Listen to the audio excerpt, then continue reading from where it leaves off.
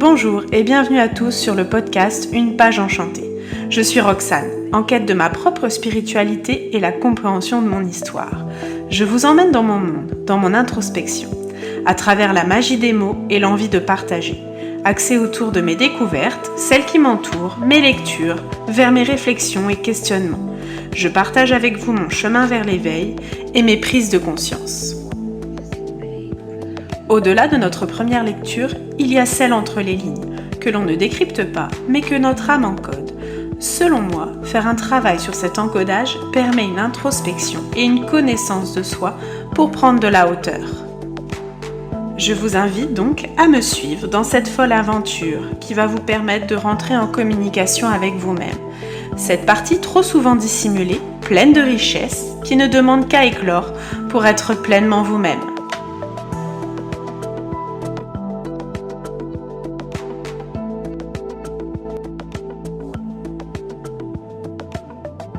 Ce podcast sera un peu particulier, je vais vous parler de naissance, des mémoires qui nous lient à notre vie in utero et à la puissance de la vie autour de 2 livres, Empreintes et mémoires de naissance, les identifier pour s'en libérer, de Bernard Chaumeil, et Je n'ai pas dit au revoir à mon bébé, comprendre et traverser le deuil anténatal de Catherine Radé. La lecture de ces 2 ouvrages a rempli mon cœur et mon corps d'émotions qui sont venues me bousculer. Mais chaque lecture pour moi est vraiment un moment d'ouverture et d'apprentissage sur moi-même et je souhaite vivement que mes podcasts servent aussi à la compréhension de votre intériorité et dans ces podcasts, je me livre vraiment sur mon vécu. Chacun de ces 2 écrits m'a permis de mettre des mots, M-O-T-S, sur des mots que je vis et que j'ai vécu et qui sont toujours aussi présents aujourd'hui pour moi, donc les mots M-A-U-X, quand j'ai cherché à comprendre pourquoi je devais subir certaines épreuves, celle notamment de faire le deuil par 2 fois, d'une petite âme auquel je ne donnerai jamais d'enveloppe corporelle. Je pense qu'on est nombreuses à passer par cette épreuve et c'est sans jugement que je vais vous livrer ce podcast pour vraiment me livrer. Je ne sais pas encore si je rentrerai dans le détail de mon histoire, de ma propre histoire. Aujourd'hui, je suis maman, j'ai 3 enfants à mes côtés, en bonne santé, remplis de joie de vivre, mais dans mon cœur, ils sont 5 pour toujours. Et pour commencer dans le vif du sujet, il me semble important de poser les bases de certains mots comme anténatal, qui est la perte d'un bébé, quelle qu'elle soit, avant la reconnaissance de cette âme aux yeux de la société, de la médecine, peut-être même avant que vous ayez pu annoncer votre grossesse. Oui, parler de reconnaissance semble absurde quand la majorité des gens parlent de fausse couche. Comment peut-on reconnaître quelque chose ou la vie qui est perçue dans notre vocabulaire comme faux? Mais qu'y a-t-il de faux dans le début d'une grossesse ? C'est ma question parce que franchement, moi je ne comprends toujours pas et je n'arrive pas à trouver de réponse si ce n'est qu'il n'y a rien de faux. Tout est vrai, toutes les émotions sont vraies, toutes les sensations de votre corps sont vraies et sont naturelles. Nous disons faire une fausse couche, mais les femmes ne font rien dans cette histoire. Elles vivent le moment, elles le subissent. Et on va parler, et je vais vous parler aussi un peu de la mémoire. C'est une prédisposition, une capacité à se souvenir du passé. L'empreinte de naissance résulte de cette mémoire, du côté émotionnel, et c'est ce qu'on va aborder. En gros, souvenir plus émotion du souvenir égale mémoire cellulaire. Donc rappelez-vous juste, souvenir plus émotion du souvenir égale mémoire cellulaire. La naissance, on le sait tous, on sait tous ce que c'est, mais en termes spirituels, c'est la manifestation vraiment du pouvoir de création de la vie. Notre naissance, la naissance de tout le monde, de tous les êtres, est la source de notre créativité. Je vous cite quelque chose d'un des livres. La simple prise de conscience est déjà une clé de guérison. Mais oui, tellement vrai, à 50%, voire même plus, le travail se fait à partir du moment où vous prenez conscience des choses. Alors parfois il est dur de replonger dans certains souvenirs, dans certaines émotions douloureuses, mais il faut prendre conscience de certaines choses parce que ça va être la clé de votre guérison. Et du coup, ce podcast peut vous donner les clés de la guérison ou en tout cas l'avancement sur ce chemin. Du coup, je prends ce petit moment pour vous parler de mes soins énergétiques. Ce sont des vraies prises de conscience sur ce qui peut impacter vos corps énergétiques, le corps physique, le corps émotionnel, le corps mental. Je travaille avec différentes approches car je vais suivre vraiment le fil conducteur de mes visualisations, de ce qu'on me propose de voir, de ce que l'on me donne à voir.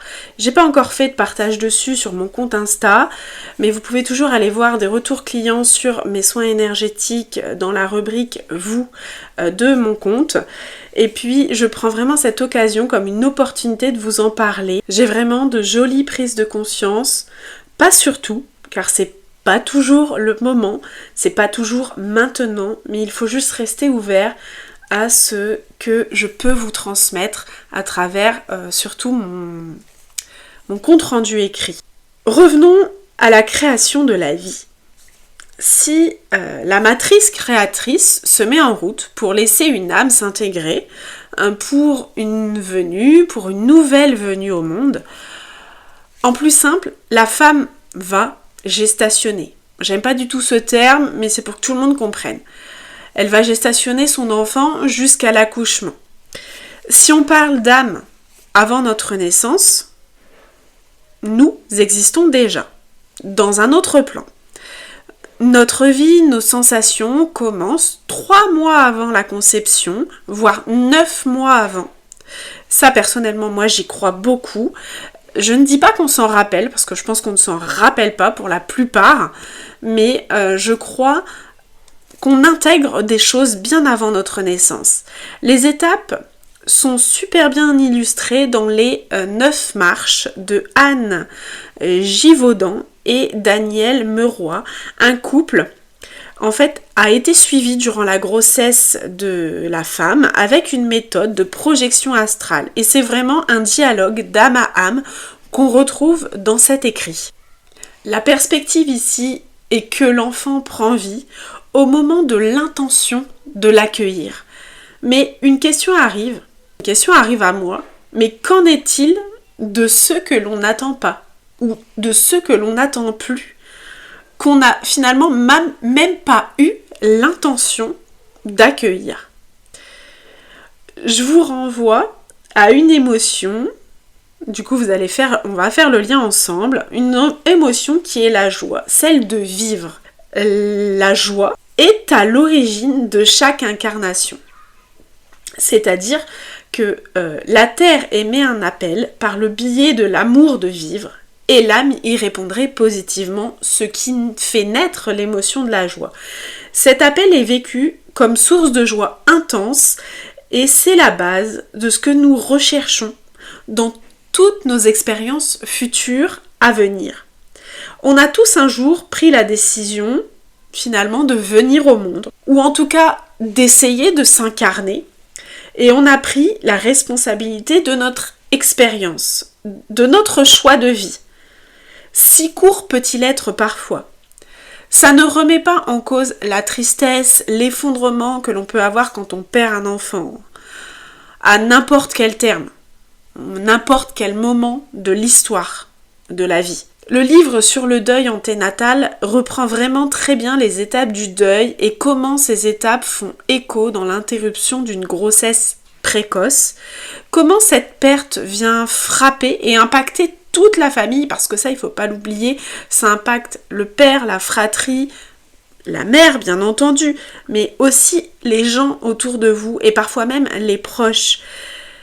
C'est vraiment vivre un bouleversement physique, psychologique, émotionnel, intérieur intense, alors même que l'environnement extérieur peine parfois à considérer l'existence de votre bébé. Vous y trouverez dans ce livre un côté plus scientifique qui se mêle à la spiritualité et qui aide à comprendre aussi les choses et à mettre en mots des choses qu'on a du mal à expliquer. En tout cas, avec cet ouvrage, si vous êtes passé par cette histoire de vie, vous vous sentirez moins seul. Si ce n'est pas votre histoire de vie, vous comprendrez peut-être celle d'un de vos proches.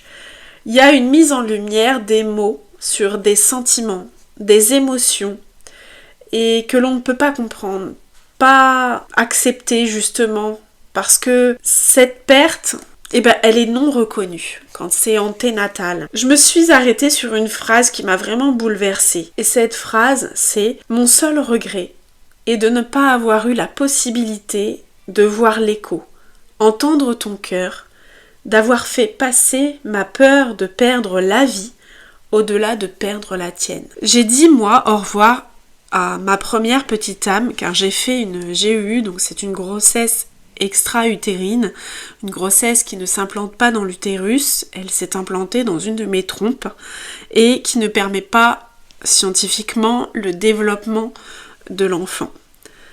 Après 2 ans d'essai pour du coup ce 3e bébé, j'ai vu en cette phrase vraiment tout ce que j'avais pu ressentir.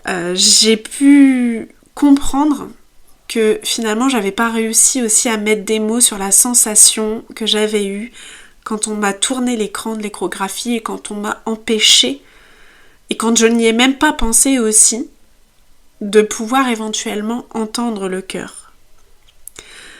Je me rappelle que quand j'ai fait le test de grossesse, ce test positif, j'ai pas été pressée de rentrer dans le parcours médical. Et puis, dans ma zone géographique, il est assez compliqué d'avoir des rendez-vous rapidement.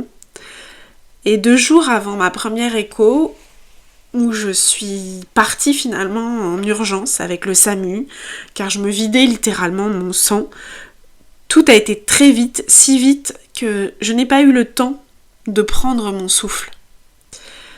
On a tourné l'écran, comme je vous l'ai dit, de l'écho, on a éteint le son de l'appareil, et cette phrase, on ne peut pas sauver le bébé. On sauve la maman. Alors oui, bien entendu, j'étais déjà maman de 2 enfants à ce moment-là, mais on sauve la maman. Oui, ok, d'accord. Mais quelle maman je suis puisque je n'ai pas d'enfant, puisque je suis en train de perdre mon bébé.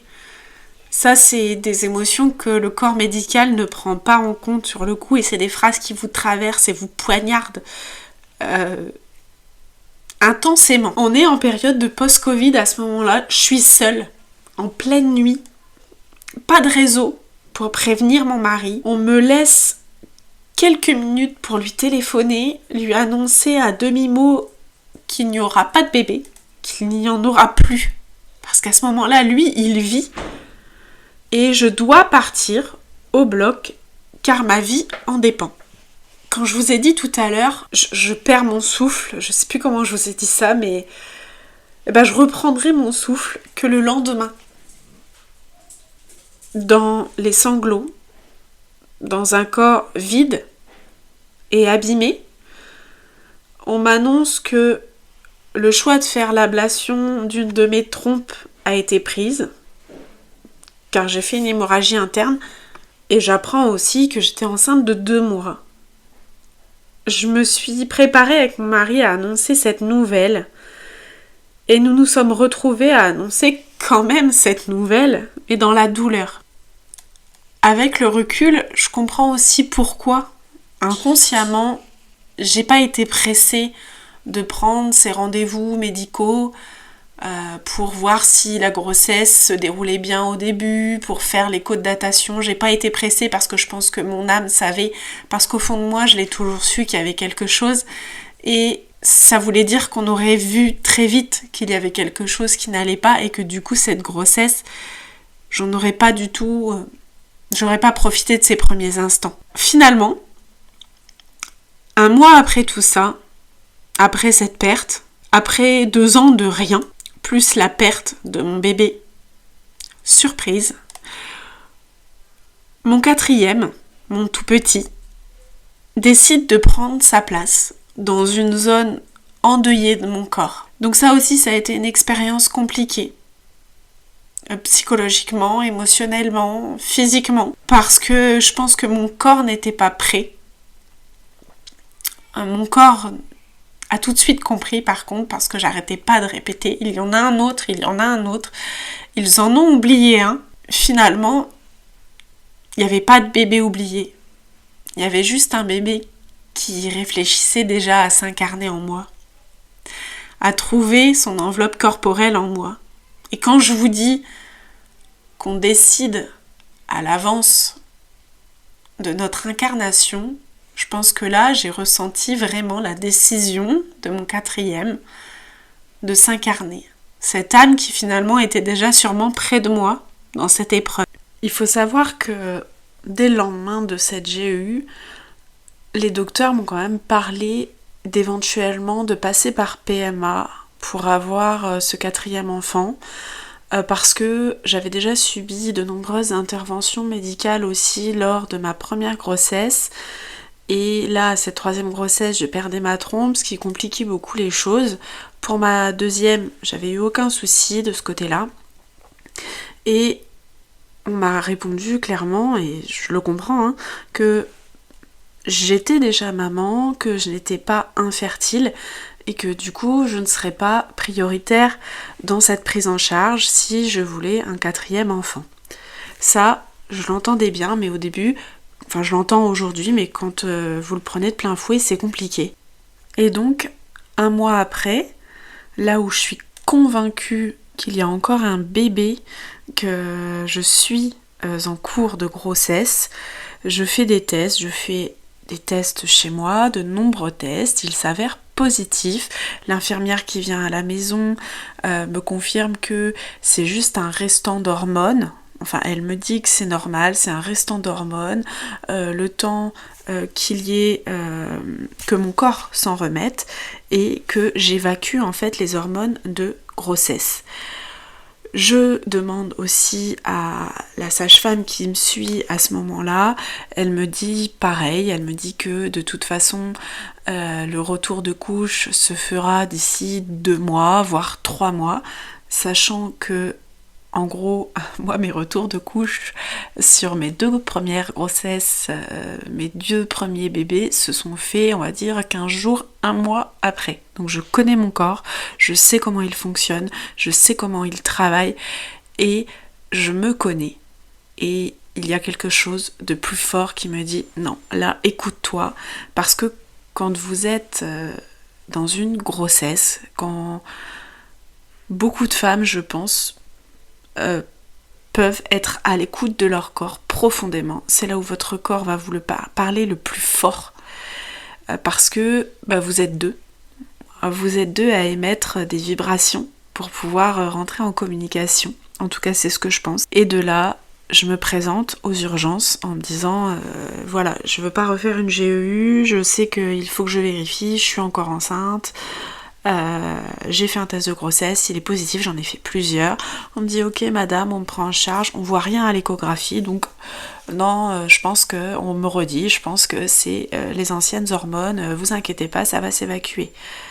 Plusieurs jours s'effectuent, je réachète des nouveaux tests de grossesse qui contrôlent le taux, mais avec des degrés différents pour être sûr que soit la barre diminue en couleur, soit elle augmente en intensité, et du coup, ça confirme mes dires, et je suis sûre de moi, vraiment, à 100%.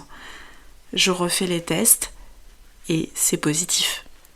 Donc là, je revais aux urgences, j'ai quand même été 3 fois aux urgences, les 2 premières fois, on m'a quand même pris éventuellement pour une folle, pour une femme qui n'arrivait pas à passer à autre chose, et on me proposait même pas de prise en charge pour ça, mais c'était pas le cas. C'était pas que j'arrivais pas à passer à autre chose, c'était qu'il y avait un 4e enfant en moi.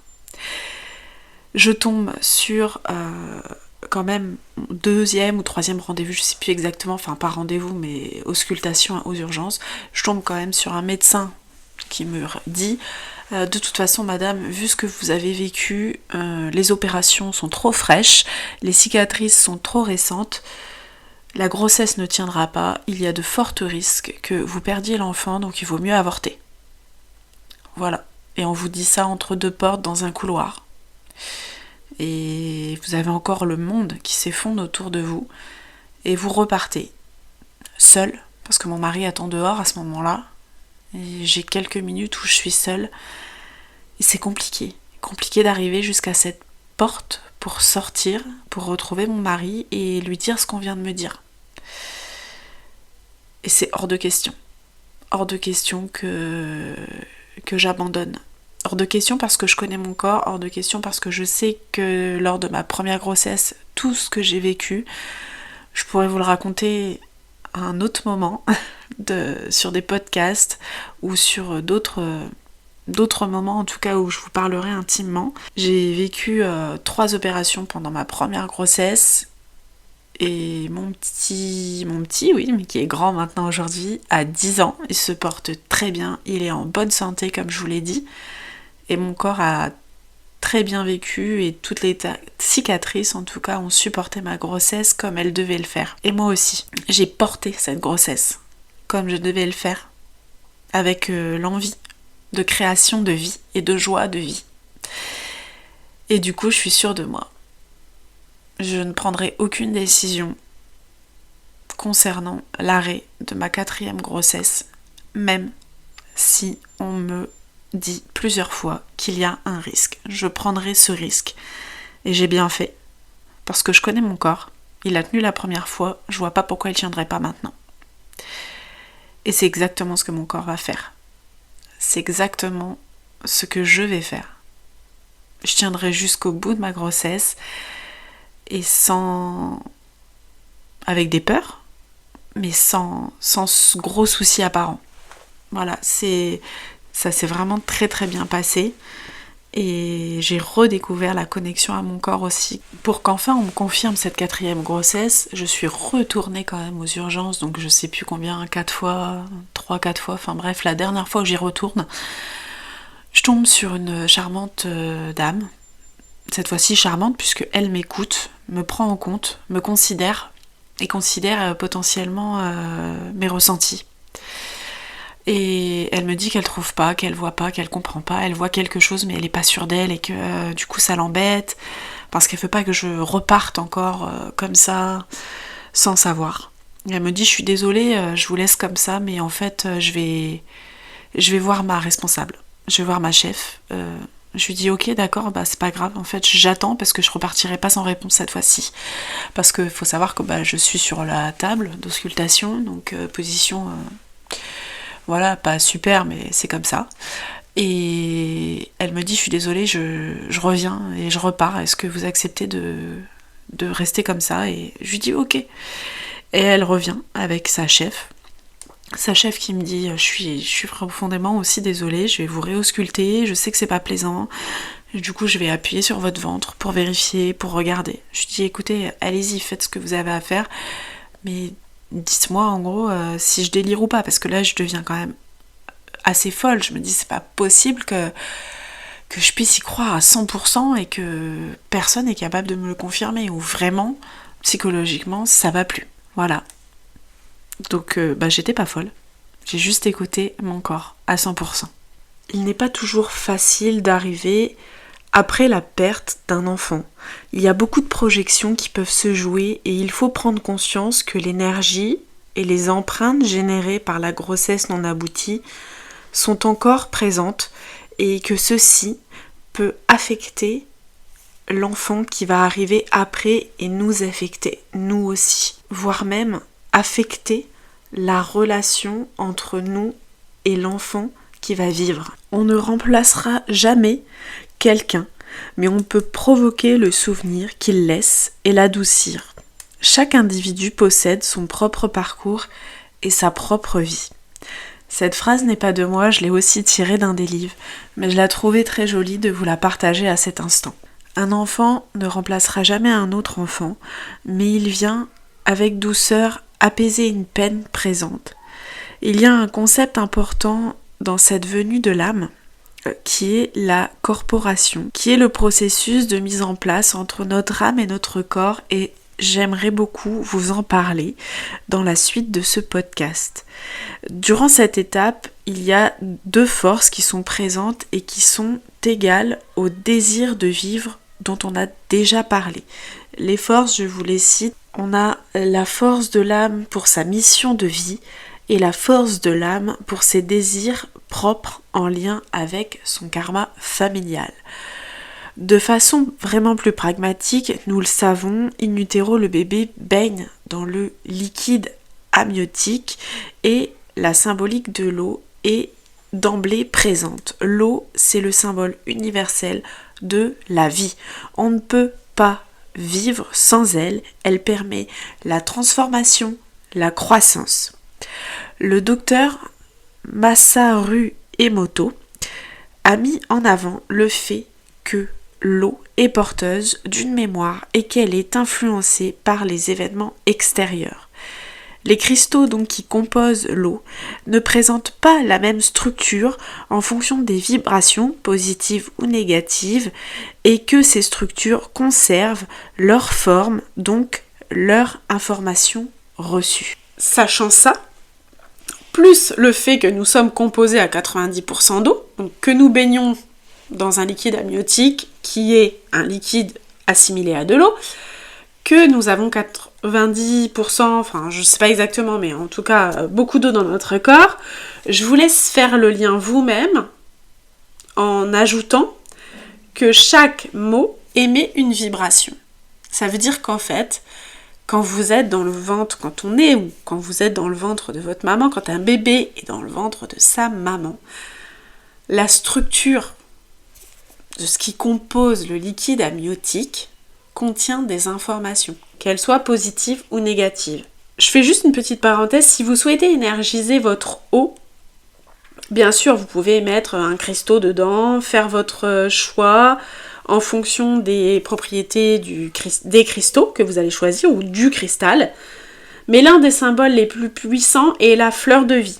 Vous pouvez tout à fait l'imprimer, le plastifier, pour poser votre carafe dessus et éventuellement émettre une intention au moment où vous allez poser votre carafe, votre gourde sur cette impression. Faites toujours vos actions en conscience et avec intention. Je vous ai dit tout à l'heure, nous avons plusieurs corps qui nous composent. Le corps spirituel ou divin se crée à la fin du 2e mois de grossesse. C'est le lieu de l'unité en fait. C'est notre lieu d'unité spirituelle. À la fin du 3e mois, c'est le corps mental. C'est aussi à ce moment-là où on a les mémoires fœtales des parents qui se réactivent. C'est un peu le programme général, le programme de pensée, de croyance générale en fait. Au 4e mois, on a le corps causal. Au 5e mois, ce corps causal va imprégner la mémoire du monde. Cette mémoire, elle va découler de notre propre mémoire, celle qui nous appartient, c'est-à-dire notre culture, la famille, le transgénérationnel. En fait, c'est le corps de la banque de données qui se met en place. Au 6e mois, on a notre corps astral, notre corps émotionnel, toutes les émotions qui vont aussi s'imprégner. Au 7e mois, on a le corps ombral, c'est un enregistrement des moindres détails de notre vie.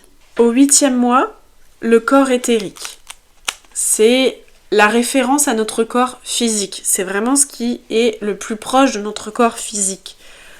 Au 9e mois, c'est un équilibre qui va se créer. C'est l'équilibre des polarités.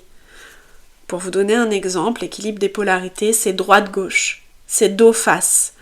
Mais c'est aussi certains concepts comme le yin, le yang, la terre, l'univers, le monde matériel, le monde subtil. Nous sommes issus de toutes ces polarités et d'une polarité en particulier, la polarité du couple, de l'union d'un couple. Au moment de la naissance, un déséquilibre peut être vécu pour cause de césarienne, de prématurité, de déclenchement, d'instrumentalisation Et tout ça vient aussi perturber ces polarités, et d'une polarité en particulier, la polarité du couple, de l'union d'un couple. Au moment de la naissance, des blessures physiques et psychiques peuvent se présenter à l'utilisation de matériel comme les ventouses, les forceps, aussi l'épisiotomie, tant pour l'enfant que pour la mère. Les forceps, par exemple, c'est égal à la violence de l'acte. Et ça installe un rejet de l'autorité, de la révolte. La césarienne, la mort est pensée. Le début de la vie s'imprègne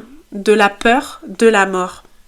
La prématurité, l'âme n'est pas encore prête à venir sur Terre. Donc il y a vraiment un manque d'ancrage, un système respiratoire faible, on le sait, et aussi avec la peur de vivre qui est présente. Dans tous les cas, quand on donne la vie à un nourrisson. Le mot nourrisson est vraiment riche de sens. Nourri de son, nourri de vibrations. Les projections parentales sont parfois lourdes, que l'on soit un enfant désiré ou non. Les projections peuvent faire porter aussi des messages qui ne sont pas les nôtres, donc l'empreinte émotionnelle n'est pas juste pour l'être à venir. Parfois, on a tellement de projections en tant que parents, en tant que futurs parents, sur nos enfants, que on va émettre des empreintes émotionnelles chez nos enfants.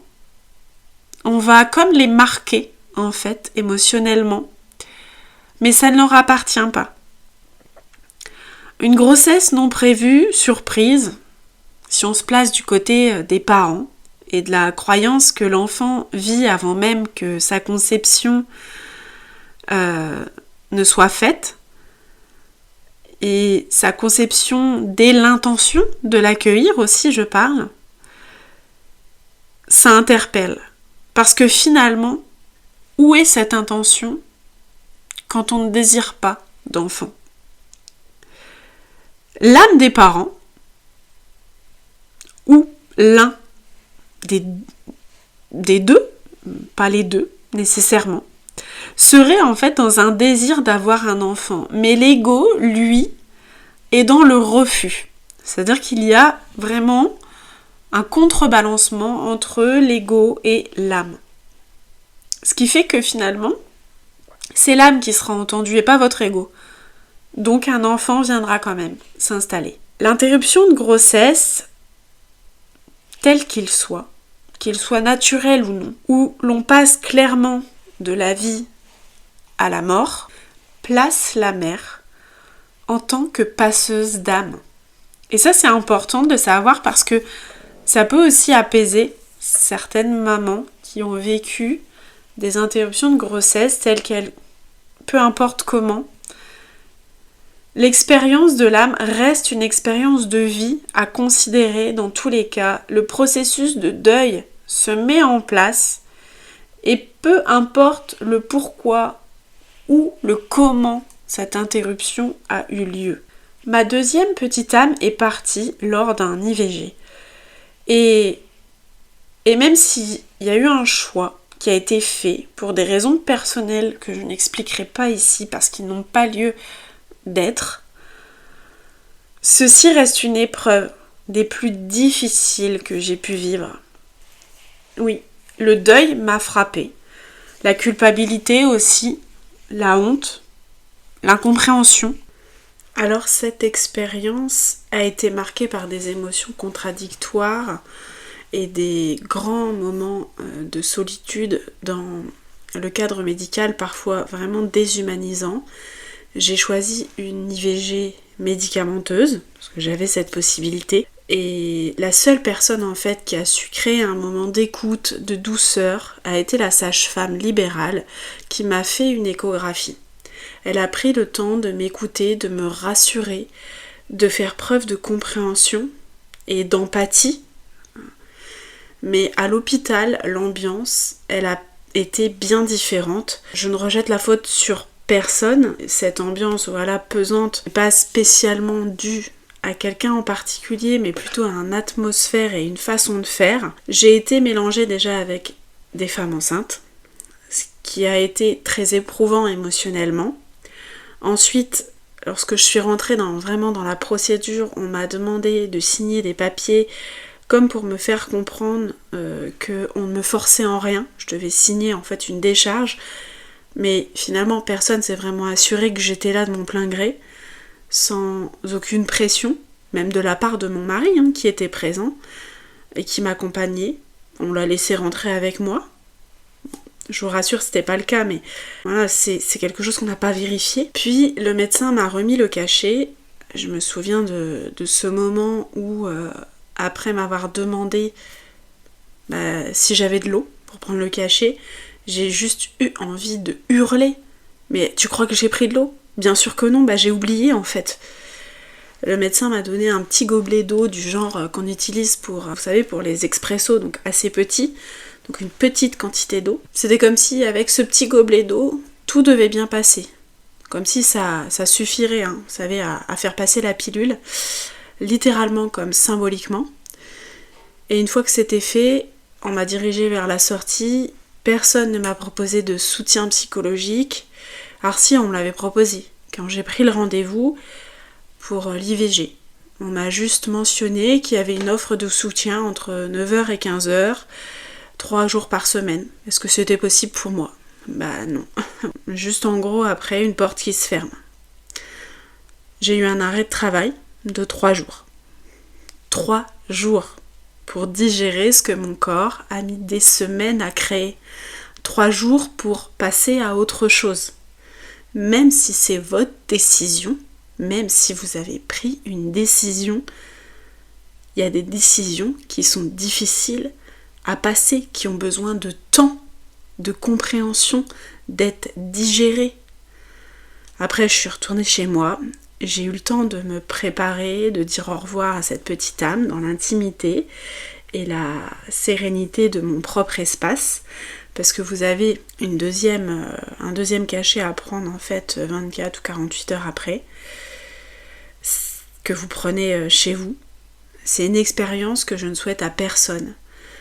Mais c'est aussi une expérience qui m'a appris beaucoup sur la force intérieure, la solitude aussi dans la douleur et l'importance de trouver de l'espace pour honorer ce qui s'est passé. Et puis en plus j'ai eu la mauvaise, je sais pas dire mauvaise ou je sais même pas comment vous la qualifier, mais j'ai dû retourner à l'hôpital, vous retournez à l'hôpital 15 jours, 3 semaines après, pour pouvoir vérifier que votre corps a bien tout évacué, qu'il reste rien, que vous partiez pas en hémorragie, que tout soit ok au niveau médical. Et en fait, j'ai pas tout évacué de ce bébé. Donc du coup, j'ai dû reprendre un cachet, j'ai dû repartir dans les saignements. Et je me suis dit, franchement, je me suis vraiment posé la question en fait. Est-ce que j'ai vraiment fait le bon choix ? Est-ce que c'était ça ce que je devais faire ? Parce que littéralement mon corps n'avait pas accepté finalement de faire évacuer ma petite âme. Est-ce que c'était juste une épreuve à vivre ? Enfin voilà, quand je vous ai dit émotions contradictoires, elles étaient là et c'est terrible. C'est terrible de se retrouver en contradiction avec soi-même dans l'espace de millième de seconde. Voilà, après, aujourd'hui, cette décision, elle reste ce qu'elle est. Je suis toujours en train de me poser des questions, même si maintenant, il n'y a pas de retour en arrière possible. Mais sachez que peu importe la décision que vous prenez envers une grossesse, vous êtes entièrement libre de votre corps. Il vous appartient. C'est vraiment quelque chose et un point essentiel. Votre corps vous appartient et votre décision vous appartient. Et les raisons pour lesquelles vous prenez des décisions, peu importe cette décision, que ça concerne une grossesse ou pas d'ailleurs, elles vous appartiennent. Elles sont vous en fait. Mais elles sont vous dans un instant T. Ça veut pas dire que plus tard, vous prendrez la même décision face à ce choix-là. C'est ça toute la beauté et la difficulté aussi d'être profondément humain. Mais j'ai compris une chose. Perdre un bébé devrait être vécu comme une mission de passeuse d'âme. Cette douloureuse expérience a été choisie par l'âme, le père et la mère. C'est sûr que dans notre monde matériel, en tout cas, j'ai eu beaucoup de mal à le vivre. J'ai fait un choix, on a fait un choix, et c'est pas pour autant que je l'ai bien vécu. Aujourd'hui, il est assumé, il est, on va dire, intégré, parce que j'ai travaillé sur moi, parce que j'ai compris des choses sur moi-même, parce que je me suis interrogée sur cette expérience, et j'ai pu mettre des mots sur des choses douloureuses. Alors je vous invite, si vous êtes dans une situation de deuil, de perte périnatale, à effectuer un rituel de passage d'âme. Même si votre deuil n'est pas récent, il n'est jamais trop tard pour s'accorder un au revoir dans l'amour. J'ai aussi effectué un rituel après ma GEU, avec ma doula en fait, dans l'eau. Et ça a été un joli moment autour d'une relaxation, d'une visualisation très intense qui m'a permis de laisser place à mon 4e bébé, comme je vous l'ai dit, dans un utérus qui était endeuillé, et de pouvoir aussi faire place dans le sens où j'avais du mal à comprendre. Du coup, ça va peut-être être compliqué aussi à comprendre pour vous. J'avais du mal à assimiler que c'était 2 bébés différents, que c'était une grossesse différente. Et ça a été très compliqué pour moi de faire la différence parce que c'était tellement rapproché en termes de temps et corporellement parlant, c'était compliqué. Et il a vraiment fallu que je dise au revoir au bébé que j'avais perdu parce que dans la précipitation de tous les actes médicaux, j'ai pas eu le temps de dire ouf, de me poser, de prendre le temps de faire les choses, de réfléchir aux choses, de juste penser les choses. Et ça a été pareil pour l'IVG. Par contre, je l'ai fait moi-même. Avec mon mari, on a fait un petit rituel à nous qui nous a permis de faire passer finalement cette âme et de pouvoir être à 3. De pouvoir s'accorder un moment de déculpabilisation devant cet acte, ce choix. Dans le cas du déni de grossesse, j'ai envie de vous dire, on est dans un conflit entre vraiment le corps et l'esprit. Ce corps qui développe et soutient la grossesse et aussi l'esprit qui ne veut pas voir cette grossesse. L'empreinte émotionnelle d'une non-reconnaissance va prendre place et il y aura un sentiment d'ignorance intense.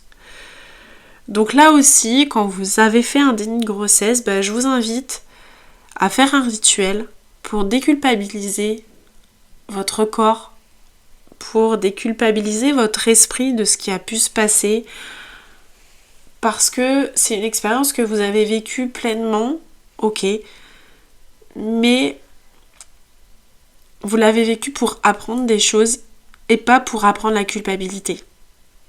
Parce que notre âme, elle n'est pas là pour nous apprendre, on va dire, des mauvaises choses. C'est pas simple d'incarner la force créative de la vie qui est en nous. C'est pourquoi, vraiment, il est important de mettre des mots sur notre vécu. Notre vécu de maman, notre vécu de femme, notre vécu de couple. Et le père aussi, il ne faut pas l'oublier. Ainsi que le vécu de votre accouchement. Racontez à vos enfants leur histoire, leur naissance. Ceci permet de nombreuses acceptations. On ne se rend pas compte de tout ce qu'il y a autour d'un accouchement, autour de l'acte de donner la vie. Notre mémoire collective a pour croyance que l'accouchement doit se faire dans la douleur. Mettre au monde, c'est un acte vraiment sacré et l'intervention parfois surmédicalisée aujourd'hui retire la dimension magique d'émerveillement qu'il y a autour et de reconnexion à ses pleins pouvoirs féminins. Donc c'est très bien aujourd'hui que ça soit médicalisé parce que ça permet une surveillance, ça permet aussi de conserver cette vie parce que il y a quelques années de cela, on perdait encore beaucoup de mamans dans les accouchements, on perdait encore beaucoup d'enfants et on pouvait pas donner vie aux prématurés parce que c'était trop compliqué.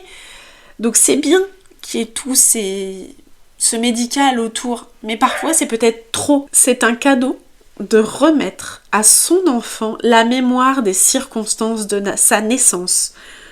Lui révéler son histoire, c'est lui donner les clés pour se comprendre lui-même et ainsi évoluer librement. Cette phrase, elle n'est pas de moi, je la tire d'un des 2 livres, mais elle est vraiment super jolie et super belle. Donc je vous la partage. Et je vais m'arrêter sur cette phrase. Les empreintes de naissance, quelles qu'elles soient marquées par la vie ou par l'absence, continuent de résonner en nous. Elles façonnent notre capacité à accueillir et à laisser aussi partir. Si ces mémoires sont invisibles, elles n'en restent pas moins réelles. Et il n'est jamais trop tard pour reconnaître, comprendre et honorer les âmes qui ont traversé nos vies, ne serait-ce que pour un court instant. Que vous ayez vécu cela personnellement ou à travers un proche, j'espère en tout cas fortement que cet épisode vous aura apporté des clés pour mettre des mots sur les mots. Parce que vraiment cette phrase, je la répète et elle est essentielle. Libérer ce qui doit l'être et avancer avec plus de douceur. Alors prenez soin de vous, de vos mémoires et de votre propre souffle de vie. À bientôt pour un nouvel épisode.